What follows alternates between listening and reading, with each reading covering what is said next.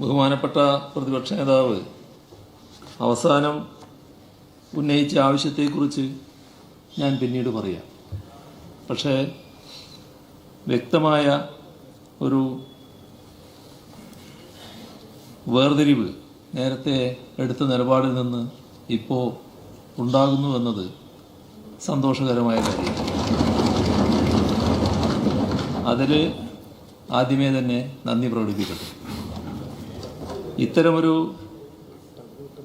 തിരിച്ചറിവിന് ഇടയായത് സാധാരണഗതിയിൽ അദ്ദേഹത്തിന് എനിക്ക് കുറച്ച് സമയം സഭയിൽ ഇരിക്കാൻ കുറച്ച് വിഷമം വരുമെന്ന് തോന്നുന്നുണ്ട്. കാരണം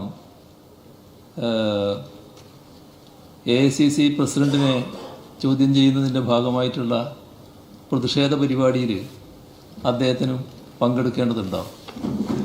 ഈ രാജ്ഭവൻ്റെ മുന്നിലൊരു പരിപാടി ഉണ്ടല്ലോ, സ്വാഭാവികമായും അങ്ങോട്ട് പോകേണ്ടതുണ്ടാകുമെന്ന് ഞാൻ സംശയിക്കുകയാണ്.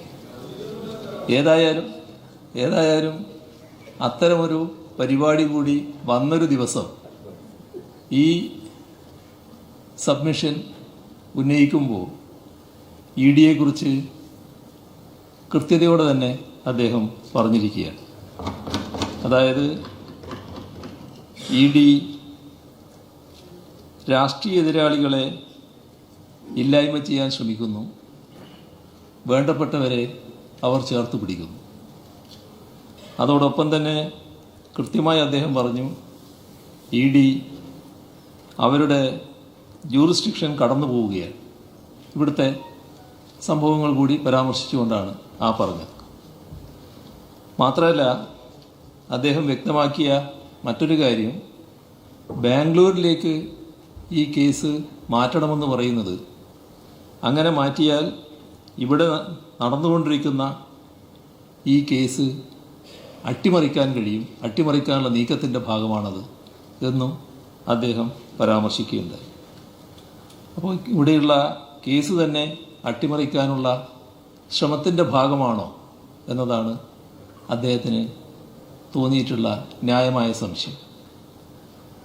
അതോടൊപ്പം അദ്ദേഹം പറഞ്ഞു, സർക്കാരിൻ്റെ നിരപരാധിത്വം തെളിയിക്കാനാവണം, EDയുടെ രാഷ്ട്രീയ ഉദ്ദേശം ആ സംസ്ഥാന സർക്കാരിൻ്റെ ഇടപെടലിലൂടെ തുറന്നു കാണിക്കാനുമാവണം എന്നും അദ്ദേഹം പറയുകയുണ്ടായി. അപ്പം അതൊക്കെ നേരത്തെ സ്വീകരിച്ച നിലപാടിൽ നിന്ന് തീർത്തും വ്യത്യസ്തമായ നിലപാടാണ്. അതുകൊണ്ടാണ് ഞാൻ നന്ദി ഉണ്ട് എന്ന് ആദ്യമേ തന്നെ പറഞ്ഞത്. ഞാനതിന് വേണമെങ്കിൽ പറയാം. അതായത് ED എന്ന് പറയുന്നത് അങ്ങനെ ഒരു അവതരിപ്പിച്ചതല്ലാലോ, അത് കേന്ദ്ര ഗവൺമെൻറ്റിൻ്റെ സ്വാധീനമാണ് അതിൻ്റെ മേലെ വരുന്നത്. സർ, കേന്ദ്ര ഏജൻസികൾ എന്ന് പറയുന്നതിന് ഉണ്ടാകുന്ന പരിമിതികൾ ഇതാണ്. ആ പരിമിതികൾക്ക് വിധേയമാണ് CBI. CBI അതിൽ നിന്ന് മുക്തമായ ഒന്നല്ല. അപ്പോൾ യഥാർത്ഥത്തിൽ കേന്ദ്ര ഗവൺമെൻറ്റിൻ്റെ ഇടപെടലിലൂടെയാണ് ഇത്തരം കാര്യങ്ങൾ വരുന്നത് എന്ന് അങ്ങ് കാണണം. ED സ്വതന്ത്രമായി കാര്യങ്ങൾ ചെയ്യുകയാണ് എന്ന് കാണേണ്ടതില്ല. കേന്ദ്ര ഗവൺമെൻറ്റിൻ്റെ നിലപാടിൻ്റെ ഭാഗമായിട്ടാണ് കേന്ദ്ര ഏജൻസികൾ ഈ തരത്തിൽ മാറുന്നത് എന്നത് കാണാതിരിക്കരുത്. സർ, ഞാൻ ഇതിലുള്ള ചില പ്രശ്നങ്ങൾ കൂടി ഇതിൻ്റെ കൂടെ അവതരിപ്പിക്കാൻ ഉദ്ദേശിക്കുകയാണ്.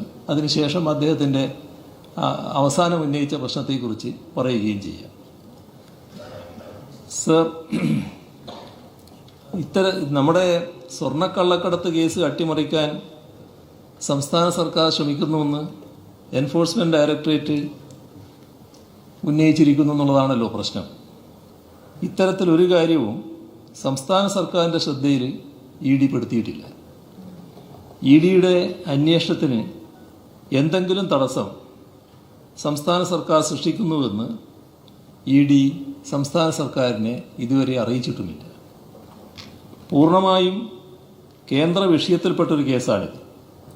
അപ്പോൾ അതുമായി ബന്ധപ്പെട്ട് കേന്ദ്ര ഏജൻസികൾ അവരുടെ നിയമപരമായ അധികാരം ഉപയോഗിച്ച് അന്വേഷണം നടത്തുകയാണ് വേണ്ടത്. അതിൽ സംസ്ഥാന സർക്കാരിന് ഒരു തരത്തിലും ഇടപെടാൻ സാധിക്കില്ല. അങ്ങനെ നടത്തിയതായി, അതായത് സംസ്ഥാന സർക്കാർ ഏതെങ്കിലും തരത്തിൽ ഇടപെട്ടു എന്ന ഒരു ആരോപണം കേന്ദ്ര ഏജൻസികൾ ഔദ്യോഗികമായി ഉന്നയിച്ചിട്ടുമില്ല. സർ, പത്രമാധ്യമങ്ങളിലൂടെ വരുന്ന ചില വാർത്തകളുടെ അടിസ്ഥാനത്തിലാണ് ഇവിടെ പ്രശ്നങ്ങൾ ഉന്നയിക്കപ്പെട്ടിട്ടുള്ളത്. കേന്ദ്ര ഏജൻസികൾ സ്വർണ്ണക്കടത്തുൾപ്പെടെയുള്ള കേസുകൾ കാര്യക്ഷമവും ഏകോപിതവുമായ രീതിയിൽ അന്വേഷിക്കണമെന്നാണ് സംസ്ഥാന സർക്കാർ തുടക്കം മുതൽ എടുത്തിട്ടുള്ള നിലപാട്. ഇതിനാവശ്യമായ സഹായ സഹകരണങ്ങൾ നൽകാൻ തയ്യാറാണെന്ന് സംസ്ഥാന സർക്കാർ കേന്ദ്ര സർക്കാരിനെ അറിയിച്ചിട്ടുമുണ്ടായിരുന്നു. രാജ്യത്തിൻ്റെ സാമ്പത്തിക സുരക്ഷയെ ബാധിക്കുന്ന ഇത്തരം കേസുകളിൽ സമഗ്രമായ അന്വേഷണം നടത്തി അതിൻ്റെ ഉറവിടവും അവസാന വിനിയോഗവും പുറത്തു കൊണ്ടുവരണമെന്നാണ് സംസ്ഥാന സർക്കാരിൻ്റെ നിലപാട്. ഇതിന് സഹായകരമായ രീതിയിലല്ല അന്വേഷണത്തിൻ്റെ ഗതിയെന്ന് ആശങ്കകൾ ഉയർന്നപ്പോൾ കേന്ദ്ര സർക്കാരിനെ കത്തിലൂടെ ആ വിവരവും അറിയിച്ചിരുന്നു. സർ, ഇക്കാര്യത്തിൽ ചില പ്രതികളെ അന്വേഷണ ഉദ്യോഗസ്ഥർ സംസ്ഥാന സർക്കാരിൻ്റെ രാഷ്ട്രീയ നേതൃത്വത്തിലുള്ളവരുടെ പേരുകൾ പറയാൻ നിർബന്ധിച്ചുവെന്ന വോയിസ് ക്ലിപ്പ് പുറത്തു വന്നിരുന്നു. കേരളത്തിലെ പൊതുസമൂഹത്തിൽ വലിയ രീതിയിലുള്ള പ്രത്യാഘാതങ്ങൾ ഉളവാക്കുന്ന ഒരു വെളിപ്പെടുത്തലായിരുന്നു ഇത്. ഭരണഘടനയുടെ 7ാം ഷെഡ്യൂളിലെ ഇനം 1 പബ്ലിക് ഓർഡറാണ്. ഇത് പരിപാലിക്കുന്നതിൻ്റെ സമ്പൂർണ്ണ ചുമതല സംസ്ഥാന സർക്കാരിനാണ്. അതുകൊണ്ട് ഈ വിഷയത്തിലെ സത്യാവസ്ഥ പുറത്തു കൊണ്ടുവരാൻ അന്വേഷണം നടത്തേണ്ട ഭരണഘടനാപരമായ ബാധ്യത സംസ്ഥാന സർക്കാരിനുണ്ട്. അത് നിറവേറ്റാനാണ് ക്രൈംബ്രാഞ്ച് അന്വേഷണവും ജുഡീഷ്യൽ അന്വേഷണവും സംസ്ഥാന സർക്കാർ പ്രഖ്യാപിച്ചത്. എന്നാൽ ഈ അന്വേഷണങ്ങൾ മുന്നോട്ടു പോകാതിരിക്കാനുള്ള തടസ്സങ്ങൾ സൃഷ്ടിക്കുന്ന നടപടികൾ ED സ്വീകരിച്ചിട്ടുണ്ട്. അദ്ദേഹം അത് പരാമർശിച്ചു. സുപ്രീം കോടതിയിൽ ഹർജി ഫയൽ ചെയ്ത് സ്റ്റേ ഉത്തരവ് സമ്പാദിച്ചിട്ടുണ്ട്. സംസ്ഥാന സർക്കാർ നയപരമായ നടപടികൾ ഇക്കാര്യത്തിൽ സ്വീകരിക്കുന്നുണ്ട്. ഒരു വിധത്തിലും കേന്ദ്ര വിഷയങ്ങളിൽ ഒതുങ്ങി നിൽക്കുന്ന അന്വേഷണത്തെ തടസ്സപ്പെടുത്തുന്ന കാര്യമല്ല ഇത്. ഈ കാര്യം PMLA കോടതിയുടെ പരിഗണനയിലുമാണ്. ഹൈക്കോടതി ഉത്തരവിനെ തുടർന്നാണ് ഇത് ഉണ്ടായിട്ടുള്ളത്.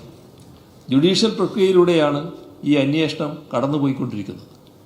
ഇതിനെ കേന്ദ്ര ഏജൻസികളുടെ അന്വേഷണത്തെ തടസ്സപ്പെടുന്ന നടപടിയായി ഒരിക്കലും വ്യാഖ്യാനിക്കാൻ കഴിയില്ല. സ്വർണ്ണക്കള്ളക്കടത്ത് പോലുള്ള കേസുകളുടെ അന്വേഷണം കസ്റ്റംസ് നിയമം 1962 കീഴിൽ വരുന്നതാണ്. ഇതിൻ്റെ അടിസ്ഥാനത്തിൽ കള്ളപ്പണം വെളുപ്പിക്കൽ നടന്നിട്ടുണ്ടോ എന്ന കാര്യം എൻഫോഴ്സ്മെന്റ് ഡയറക്ടറേറ്റാണ് കണ്ടെത്തേണ്ടത്.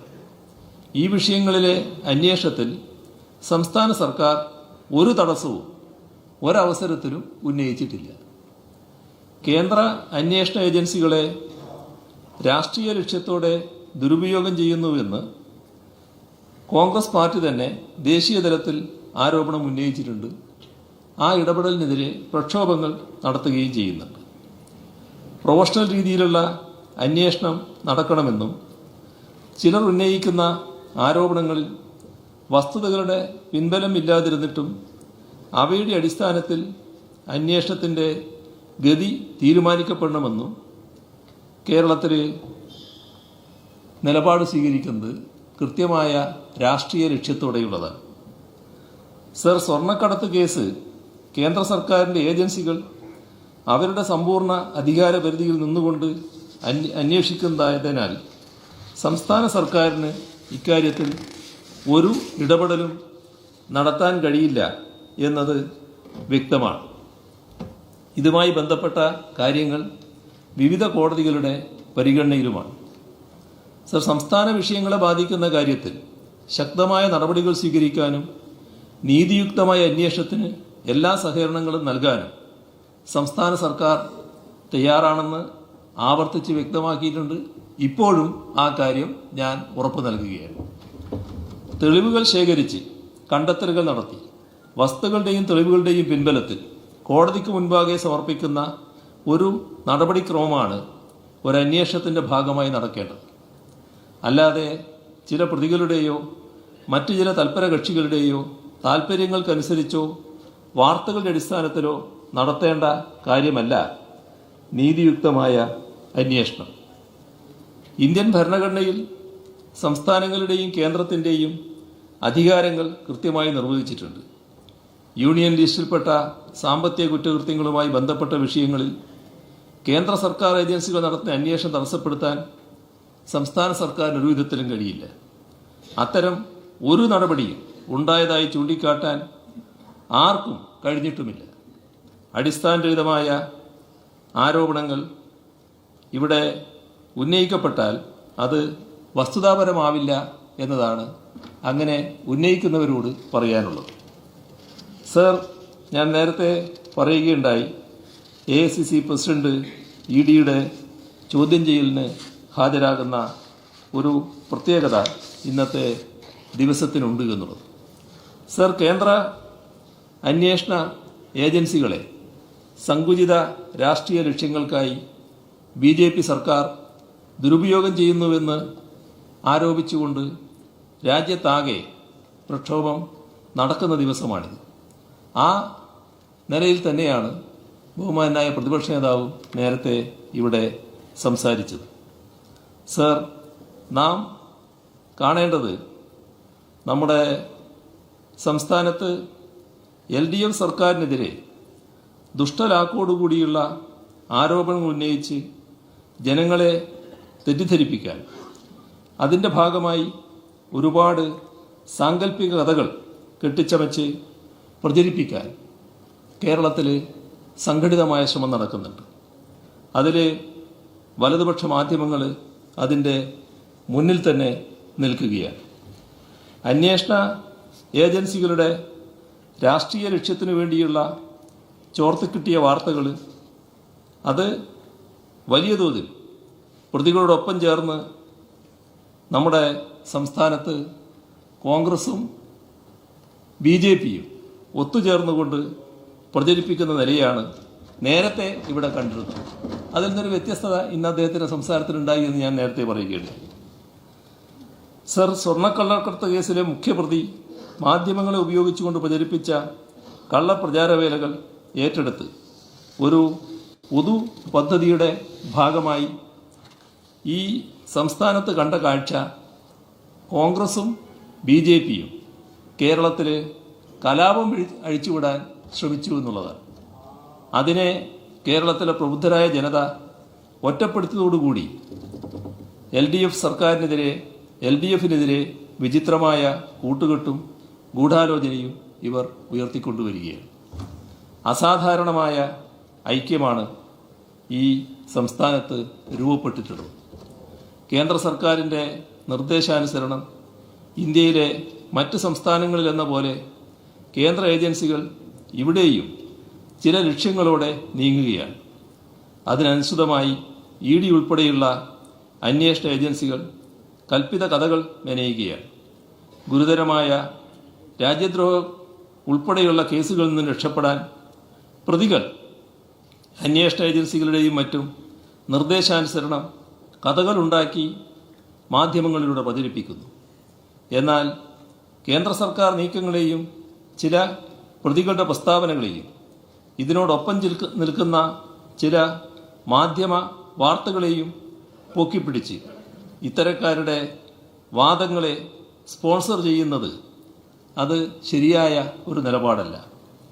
ഇരക്കൊപ്പം കിതക്കുന്നതായി നടിക്കുകയും വേട്ടക്കാർക്കൊപ്പം ആസ്വദിക്കുകയും ചെയ്യുന്ന മനോഭാവം പ്രകടിപ്പിക്കുന്നത് ശരിയായ രീതിയില്ല.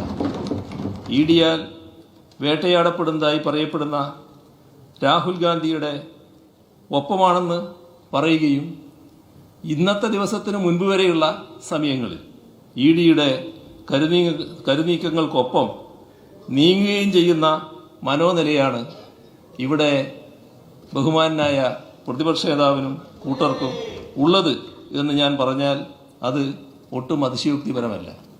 സർ, ഇത് ഒരുതരം ഇരട്ടത്താപ്പാണ് ഇത്തരം കാര്യങ്ങളിലൂടെ പുറത്തു വരുന്നത്. ഇത്തരം പ്രവർത്തനത്തിലൂടെ തങ്ങൾ ഉൾപ്പെട്ട സ്വർണ്ണക്കള്ളക്കടത്ത്, രാജ്യദ്രോഹം ഉൾപ്പെടെയുള്ള കേസുകളിൽ നിന്ന് രക്ഷപ്പെടാൻ സാധിക്കുമെന്ന് ഉറപ്പ് ലഭിച്ചുവെന്ന് പരസ്യമായി തന്നെ ഈ പ്രതികളിൽ ചിലർ പ്രഖ്യാപിച്ചത് ചില വാർത്തകളായി വന്നത് നാം കണ്ടിട്ടുണ്ട്. അതിന് അവരെ പിന്തുണക്കുന്ന നിലപാടാണ് BJP സ്വീകരിക്കുന്നത്. കേസിലെ പ്രതികളെയും കൂട്ടരെയും വെള്ളപൂശാനുള്ള നീക്കങ്ങൾക്ക് ഈ സഭയിൽ വാദിക്കുന്ന നില നേരത്തെ ഉണ്ടായിട്ടുണ്ട്. അത് ആവർത്തിക്കരുത്. ഇന്നത്തെ നിലപാട് അത് സ്വീകരിച്ചു പോകുന്നതാണ് പൊതുവിൽ നല്ലത് എന്നതാണ് എനിക്ക് ഓർമ്മിപ്പിക്കാനുള്ളത്. സർ, ഇവിടെ സംസ്ഥാന സർക്കാരും പൊതുസമൂഹവും ആഗ്രഹിക്കുന്നത് സാമ്പത്തിക കുറ്റകൃത്യങ്ങൾ, സ്വർണ്ണക്കള്ളക്കടത്ത് ഉൾപ്പെടെയുള്ള സാമ്പത്തിക കുറ്റകൃത്യങ്ങൾ അന്വേഷിക്കാൻ ചുമതലപ്പെട്ട അന്വേഷണ ഏജൻസികൾ പ്രൊഫഷണലായ രീതിയിൽ അത് നടത്തണമെന്നുള്ളതാണ്. എന്നാൽ മൊഴിയെടുക്കാനായി ഏജൻസികൾ വിളിച്ചു വരുത്തുന്ന സാക്ഷികളുടെ പേരുവിവരം പ്രസ്തുത സാക്ഷികൾക്ക് സമൻസ് ലഭിക്കുന്നതിന് മുൻപ് തന്നെ മാധ്യമപ്രതിനിധികൾക്ക് നൽകുകയാണ്. ആഘോഷപൂർവമായ ചർച്ചയും അതിൻ്റെ ഭാഗമായി നടക്കുകയാണ്. ഇവിടെ നമ്മുടെ സംസ്ഥാനത്ത് മുൻ ധനമന്ത്രി സഖാവ് തോമസ് ഐസക്കിനെ പ്രശ്നം ഇതിലൊരു ഉദാഹരണമാണ്. അദ്ദേഹത്തെ ED ചോദ്യം ചെയ്യാൻ വിളിക്കുന്നുവെന്ന് വാർത്തയാണ് ആദ്യം വന്നത്. അദ്ദേഹത്തിന് നോട്ടീസല്ല ആദ്യം ഉണ്ടായത് എന്നത് നാം ശ്രദ്ധിക്കേണ്ടതാണ്. സർ, ഇവിടെ അതുപോലെ തന്നെ എങ്ങനെയാണ് ഇത്തരം മാധ്യമങ്ങൾക്ക് ഈ വാർത്ത ആദ്യം ലഭിക്കുന്നത്? നമ്മുടെ സംസ്ഥാനത്തുള്ളൊരു സംഭവത്തെപ്പറ്റി ഇന്ന് കൊടുത്ത ഒരു വാർത്തയുണ്ട്. അതായത് നാട്ടിലെ ഒരു ഹർജി കോടതിക്ക് മുന്നിലെത്തി. അത് അന്വേഷിച്ച് നടപടിയെടുക്കാൻ വേണ്ടി പോലീസിന് നിർദ്ദേശം നൽകുന്നു കോടതി. അപ്പോൾ ഒരു പ്രധാന പത്രത്തിൻ്റെ ലീഡ് വാർത്ത, കോടതി ഇടപെട്ടു, സർക്കാർ കുടുങ്ങി, ജയരാജനെതിരെ ജാമ്യമില്ല കേസ്, ഒപ്പം ജയരാജനെ പരിഹസിക്കുന്ന കാർട്ടൂണും. സർ, ഇതാണ് കേരളത്തിലെ വലതുപക്ഷ മാധ്യമങ്ങളുടെ ഒരു രീതി. അത് ഒരു തരത്തിലുള്ള ഒക്കത്തിരുത്തുന്ന ജേർണലിസമാണ് എന്ന് ഞാൻ പറഞ്ഞാൽ അതിൽ ശോഭിക്കരുത് എന്നാണ് എനിക്ക് ചൂണ്ടിക്കാണിക്കാനുള്ളത്.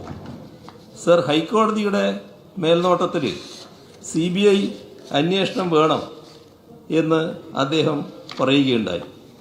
രാജ്യവ്യാപകമായി നിരവധി കേസുകളിൽ നമ്മുടെ വ്യാപകമായി ദുരുപയോഗം ചെയ്യപ്പെട്ട ഒരു ഏജൻസിയാണ് CBI. അത് ഇപ്പോൾ മാത്രമല്ല, നേരത്തെയും പ്രതിപക്ഷ നേതാവിൻ്റെ പാർട്ടി അധികാരത്തിലിരിക്കുമ്പോഴടക്കം ഓർമ്മയില്ലേ, മറ്റേ കൂട്ടിലെ തത്ത, അത്തരം വിമർശനം നമ്മളാരും ഉന്നയിച്ചല്ലോ, സുപ്രീം കോടതി തന്നെ ഉന്നയിച്ചാണല്ലോ. അത്തരം ഒരു ഏജൻസിയാണ് CBI. അപ്പോൾ കേന്ദ്ര ഗവൺമെൻറ്റിൻ്റെ രാഷ്ട്രീയ താല്പര്യം നടപ്പാക്കാനുള്ള ഏജൻസികളിൽ ഒന്നാണ് അത് എന്നത് നാം മറക്കരുത്. ഇവിടെ ബഹുമാനപ്പെട്ട പ്രതിപക്ഷ നേതാവ് CBI അന്വേഷണം ഹൈക്കോടതിയുടെ മേൽനോട്ടത്തിൽ വേണമെന്നാണ് ആവശ്യപ്പെട്ടത്. സർ, സ്വർണ്ണക്കള്ളക്കടത്ത് കസ്റ്റംസിൻ്റെ വിഷയമാണ്. പൂർണ്ണമായും കേന്ദ്ര സർക്കാർ അധീനതയിലുള്ള ഏജൻസികളാണ് അനുബന്ധ കേസുകൾ അന്വേഷിക്കുന്നത്. ഇതിൽ NIA, CBI, കസ്റ്റംസ്, ED ഈ എല്ലാ ഏജൻസികളും അന്വേഷണം നടത്തി വരികയാണ്. സംസ്ഥാന വിഷയമല്ലാത്ത കാര്യത്തിൽ സംസ്ഥാന സർക്കാരിന് ഒരു പ്രത്യേക ഏജൻസിയെ കൊണ്ട് അന്വേഷിക്കണമെന്ന് ആവശ്യപ്പെടാൻ കഴിയില്ല. ഞാൻ നേരത്തെ ഇതിവിടെ വ്യക്തമാക്കിയിട്ടുണ്ട്. ഈ അന്വേഷണ ഏജൻസികളാണ് അവർക്ക് എന്തെങ്കിലും വിഷമങ്ങൾ ഉണ്ടായിട്ടുണ്ടോ, ഇനി ഞങ്ങളല്ല അന്വേഷിക്കേണ്ടത്, ഇന്ന ഏജൻസി അന്വേഷിക്കണം എന്ന് പറയേണ്ടത്, അല്ലെങ്കിൽ ആ വകുപ്പോ കേന്ദ്ര ഗവൺമെൻറ്റുമാണ് പറയേണ്ടത്. ആ ഒരു ഉത്തരവാദിത്വം സംസ്ഥാന സർക്കാർ ഏറ്റെടുക്കേണ്ട യാതൊരു ആവശ്യവും വരുന്നില്ല.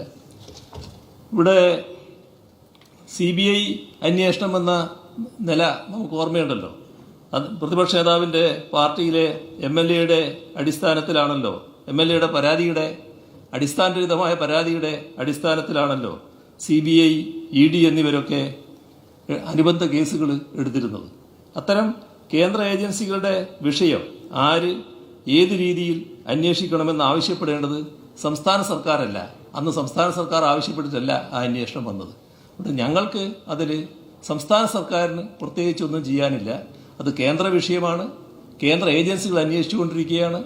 അവർക്ക് എന്തെങ്കിലും പരിമിതികളുണ്ടെങ്കിൽ അവരാണത് വ്യക്തമാക്കേണ്ടത്. അതിൽ തീരുമാനമെടുക്കേണ്ടത് കേന്ദ്ര ഗവൺമെന്റുമാണ്. ഇതാണ് ഇതുമായി ബന്ധപ്പെട്ട് വ്യക്തമാക്കാനുള്ളത്.